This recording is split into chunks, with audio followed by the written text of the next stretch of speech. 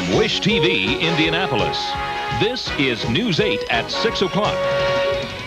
Good evening, I'm Mike Ahern. And I'm Debbie Knox. We begin tonight with a new set of allegations being made against Dr. Pravin Thakkar. He is the Madison County physician accused of having sex with his patients.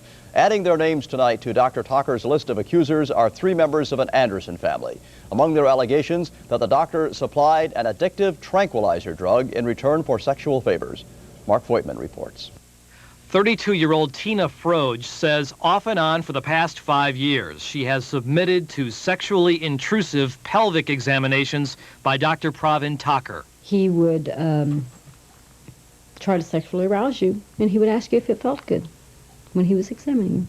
Tina says she agreed to the examinations because, in return, Dr. Thakkar would prescribe Xanax, a tranquilizer to which she is addicted. A lot of time, in order to get my medication, the only way I could get my medication is to let him do a quick exam, but stop him and say, now you've examined me, I'm fine, I'm not having any problems there, and get my medication.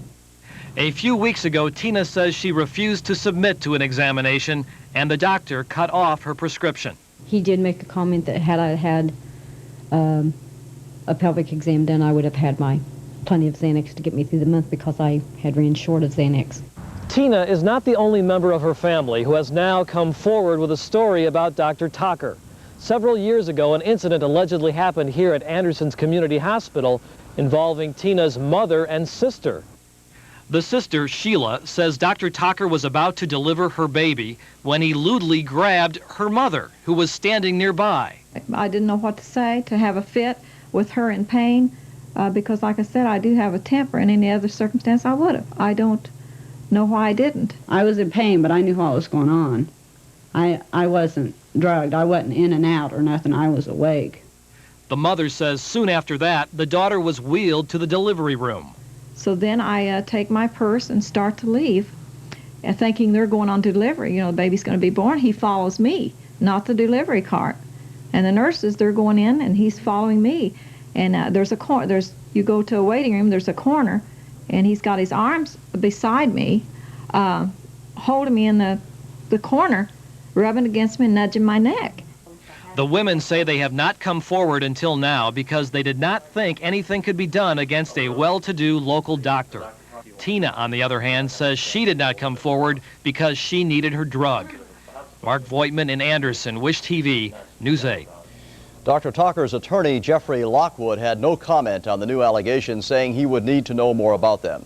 As previously reported, authorities are pursuing a criminal investigation of Dr. Thakkar based on a woman's allegation that the doctor got her pregnant, then aborted her nearly full-term fetus. During that alleged abortion, the woman claims to have heard an infant crying. She has been in jail now for 13 years, serving 6 life sentences for the arson deaths of a Johnson County family. But today, Sarah White asked the state parole board to recommend she be set free. White today told the parole board she wanted to start over. It was in December of 1975 that Sarah set fire to a home where she was a babysitter, killing Charles and Carol Robinson and their 4 children. It was only 2 years ago that White confessed to setting that fire. After hearing her plea, though, the board voted unanimously to deny clemency. They cited the nature and circumstances of the crime. In Rush County, a piece of history went up in flames last night. As News 8's Neil Moore reports, it may have been the final chapter in a lengthy fight over a covered bridge. The Ferry Bridge in Rush County has spanned both water and time. Built in 1884, the Kennedy-style covered bridge has provided passage over the Little Flat Rock Creek for 105 years. This bridge was built before Custer's last stand. Last night, a raging controversy over this bridge ended in a raging blaze. And as I drove in my driveway, my son, who was with me, said, "Mom, the bridge is on fire." And I said, "Oh, no." And then I said, "It's true." Fire swept across the wooden structure, destroying the top and sides. Only the trademark arches and roadway decking remain. Arson is the official cause. Obviously, it's someone who wants that bridge out of the way. Now, who, I don't know. I think we're full of sick people in Rush County. 3 years ago, Rush County commissioners voted to tear down this bridge. A new steel and concrete version would provide wider passage for farm equipment and trucks. but a group known as Rush County Heritage obtained a restraining order stopping demolition, arguing that the bridge should be saved for historical reasons. Ironically, a compromise may have been in the works that would have saved this bridge. Just yesterday at a county commissioners meeting, the groundwork was laid for a plan that would keep the bridge intact but have it moved to a different location. But the fire prompted another commission meeting today, and by mid-afternoon, demolition crews were in place there waiting for the go-ahead. But demolition was postponed until legal and insurance matters are resolved. And the Heritage Group promises to monitor the bridge, which is now likely in its final days. In Rush County, Neil Moore, Wish TV, News 8. An engineer says it is possible the bridge could be restored, but the cost would equal that of a new one. By the way, this was the second covered bridge to burn in Rush County in less than a year. Last August, an arsonist torched the Smith Bridge. More than 100 mourners attended funeral services today for the Fort Wayne pilot who crash-landed his fighter jet last Friday. 26-year-old David Cruzy was buried with full military honors. Cruzy died after he became unconscious at the controls of the plane in a smoke-filled cockpit. His weapons specialist, who rode in the seat behind Cruzy, landed the plane and received minor injuries. An Air Force investigation is underway. The Indianapolis Police Department's scuba diving team isn't called into action very often, but when it is, it wants to be prepared for the worst. That's why the 15-member team is training for ice rescues this week. If the divers try to rescue a possible drowning victim in local waters, such as the White River, they face serious dangers themselves. What we run into, logs, rocks, all kinds of trash that's been dumped in the water, hunks of concrete with reinforcing steel rod in it, fishing lines, pretty much anything that can be thrown in the water we've come up against one time or another. The I.P.D. team has recently purchased new equipment which covers all of their exposed skin. Before the new equipment, Sergeant Meyer says the divers were getting infections from contaminated water. We also have chemical and biological pollution that we worry about in the water, since we're exposed to it so much of the time. This totally seals us in and protects us against picking up any contamination through the skin. Next month, the I.P.D. scuba team will practice the medical side of water rescues. Coming up on News 8, Senator Dan Coates prepares to take on all challengers. I'm Jim Shella at the State House, where lawmakers are looking at ways to alter the House of Representatives, preventing a repeat of the 50-50 split. Coming up. At this hour, a UNIGOV Council committee is discussing the mayor's proposal to raise the county option income tax. For the second year in a row, the mayor is asking for a 0.1% increase, creating an additional $7 million. Most of that money would go to public safety. The full council is expected to vote on the proposal next month. We'll report on the committee's decision at 11 o'clock this evening. At the Indiana General Assembly, that 50-50 split in the House has produced tension, turmoil, and some confusion. But most lawmakers contend a historic power-sharing agreement is working effectively. Jim Shella reports one who feels otherwise is proposing a permanent solution. Moberly of Shelbyville is one representative who believes Indiana's co-speaker system is doomed to failure. But whether we're really going to be able to govern by the time the session's over is doubtful, I think.